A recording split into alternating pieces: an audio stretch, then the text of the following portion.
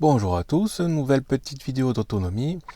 Aujourd'hui, elle va être consacrée au powerbank, plus précisément sur l'utilisation de divers appareils réseau, donc switch, routeur, modem routeur sur des powerbanks. On se retrouve encore une fois avec le powerbank, le micro, le wattmètre qui est là, un petit adaptateur USB vers XT60. Ici, on branche ensuite en série un élévateur de tension, donc c'est un step-up, j'en ai déjà parlé dans plusieurs vidéos. Lui, je l'ai réglé à 9 volts, un petit wattmètre supplémentaire, histoire de voir la tension, tout simplement. Pas la consommation parce qu'elle est trop faible. Ensuite, ici, j'ai fait un petit cordon par XT60 vers alim standard pour brancher divers appareils. On branche ça sur la sortie. Et le tout, on le branche au powerbank encore ici. Donc il se lance, il affiche 5 volts avec 0,370 watts. Donc ça c'est la consommation en fait du step-up à vide plus de celui-là. Donc c'est quand même relativement faible, on peut voir le step-up en lui-même, il a une conso à vide qui est vraiment faible.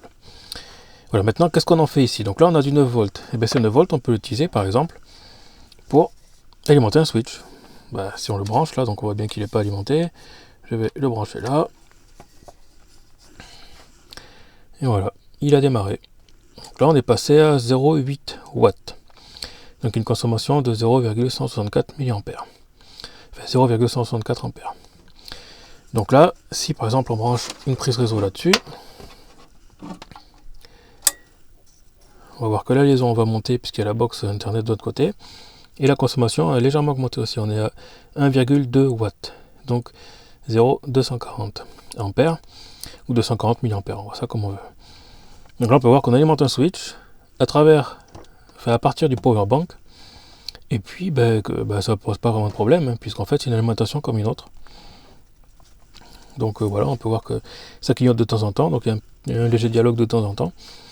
Et voilà, c'est nos sous-side, donc 1 watt 2 avec cette installation là, en sachant qu'on peut monter à peu près à 10 watts avec le powerbank. Donc là c'est qu'un switch de base.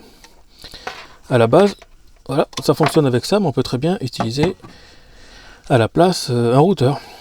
Donc là c'est un routeur, donc il n'y a pas modem, seulement la fonction routeur. Donc pareil, on peut lui mettre le 9 volts ici. On voit qu'il démarre. Donc pour le moment, j'ai pas branché le réseau, uniquement la partie alimentation. Donc on va attendre un peu. Donc là, lui, il est à 1,4 watts déjà là. Maintenant, il est passé à... il est monté jusqu'à 1,6 pendant sa phase de boot. Il est redescendu et remonté. Voilà. Voilà, c'est pas très stable, mais bon. En gros, on est à 300 mA. Donc là, il clignote orange parce qu'il n'a pas internet. Donc on va les brancher sur la partie one, l'arrivée d'internet de l'autre box. Parce que brancher des systèmes en série, ça pose aucun problème. Voilà, il est passé vert, ça veut dire qu'il est bien connecté. Et là, on a donc un routeur Wi-Fi qui transmet en Wi-Fi, puisque c'est allumé, qui transmet en Wi-Fi, prêt à partager internet, alimenté par le powerbank, tout simplement, puisqu'il n'y a pas d'autre alimentation. On peut voir que c'est le câble direct. Donc là, aussi bien le switch que le routeur peuvent être alimentés par le powerbank en passant par un petit convertisseur élévateur tension, comme je vous ai expliqué dans d'autres vidéos. Et puis ça fonctionne très bien, on peut voir que lui il débite, voilà, si je le coupe, vous allez voir, il va s'éteindre au bout d'un moment, donc bien sûr tout s'éteint, puisqu'il n'y a plus de courant. Donc là il faut attendre, comme je l'ai déjà expliqué peut-être dans d'autres vidéos. Le powerbank s'allume en fait s'il détecte une charge dessus. Là il a rien, donc il va finir par s'éteindre. Mais bon voilà, donc, du coup, sur ce principe, on peut très bien alimenter des systèmes internet comme ça, de consommation faible, à condition que ça consomme pas trop justement. Il ne faut pas que ça dépasse le seuil, les 2 ampères 1 pour celui-là par exemple, ou 1 ampère si on se prend sur cette prise là quoi. Voilà, bon, voilà, il a fini par s'éteindre, donc là c'est pareil, je vais le rallumer, en rebranchant, hop, il se rallume instantanément, sans avoir appuyé sur le bouton. C'est comme ça, c'est les powerbanks qui sont comme ça, en tout cas ceux-là. Donc lui par contre ne voit pas de consommation puisque c'est trop faible. Ça c'est prévu pour du modélisme et pour de 0 à 100 ampères, mais en fait on n'est même pas à 1 ampère, donc du coup il ne voit pas quoi. Voilà, donc ça permet d'alimenter ce genre de choses-là. Alors qu'est-ce qu'on a d'autre comme appareil? Ici, on a par exemple un modem routeur. Donc modem routeur, c'est-à-dire qu'il y a la partie modem ici, qui se branche sur la ligne téléphonique, ADSL, et la partie routeur là qui fait switch aussi quoi du coup. Et son alimentation, lui, c'est du 12 volts 1 ampère. Donc 12 volts 1 ampère, ça fait 12 watts de consommation. Et on a vu précédemment que lui, sur son port 2 ampères 1, pouvait fournir à peu près 10 watts et demi. Donc 10 watts et demi fournis par le power bank et 12 watts de consommé par la box, parce qu'en fait on peut imaginer qu'à la place c'est une box internet.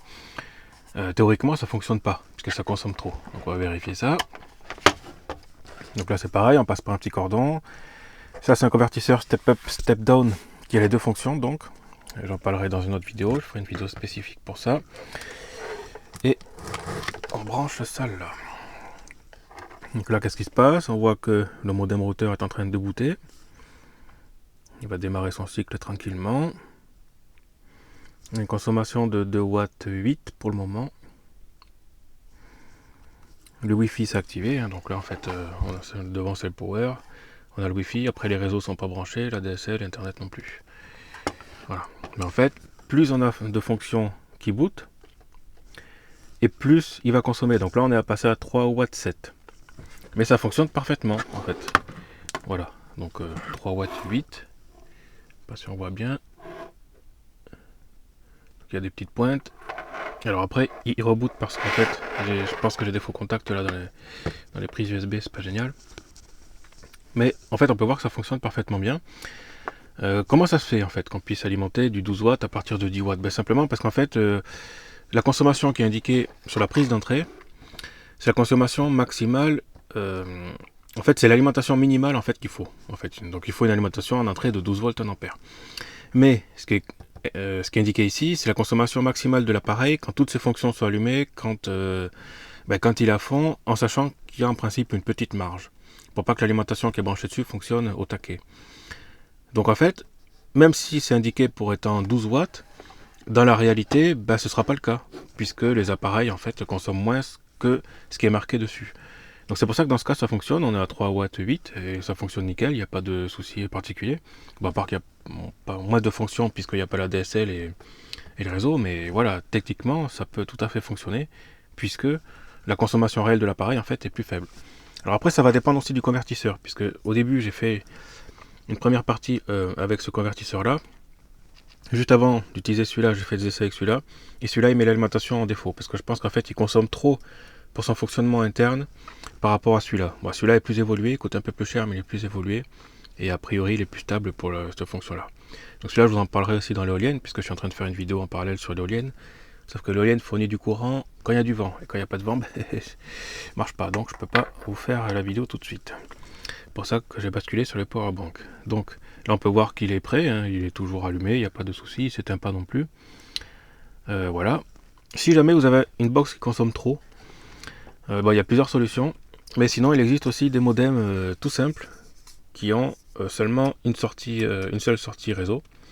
Donc là on branche la partie ADSL, donc la ligne téléphonique, et ici une prise RJ45 sur laquelle vous pouvez mettre un routeur derrière par exemple. Si jamais vous avez un modem routeur qui est trop gros, vous voulez absolument avoir internet en passant par un bank, vous pouvez limiter la consommation en passant par un petit appareil comme ça. Donc là on va couper celui-ci, sortir la prise, parce que j'ai pas beaucoup de prise en fait, parce que celui-ci s'alimente en 5 volts. Donc là on regarde derrière, 5 volts 800 mA. Donc 800 mA en principe il devrait même fonctionner sur le 1 ampère là, au maximum. Voilà, donc on fait pareil. On va sortir ça.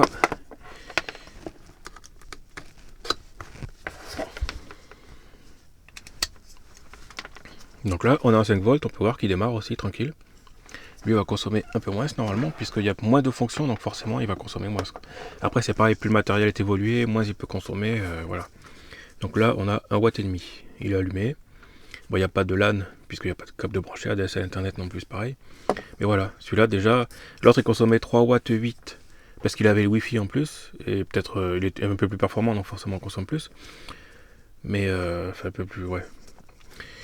Et bon voilà, celui-là c'est un tout petit bloc ça qui fait que modem en fait. Donc derrière il faut mettre ensuite un routeur avec un firewall si on veut, un switch, voilà, on peut ajouter d'autres trucs, mais ça, ce sont des fonctions qu'on peut ajouter sur d'autres ports ou sur d'autres powerbanks en fait. Si on tient absolument à avoir plein d'appareils qui fassent au total un gros système réseau, on peut très bien passer par plusieurs powerbanks. Alors, les mettre en parallèle directement, ça va être délicat. Je pense que ce ne sera pas possible. Il faudrait faire des essais, mais même avec des diodes, je ne suis pas sûr que ça fonctionne bien. Par contre, vous pouvez fragmenter les fonctions au lieu d'avoir un seul gros modem routeur firewall qui fait tout, vous avez plusieurs petits appareils comme ça pour segmenter en fait les fonctions et puis les consommations du coup. Voilà. Voilà pour cette petite vidéo. À plus.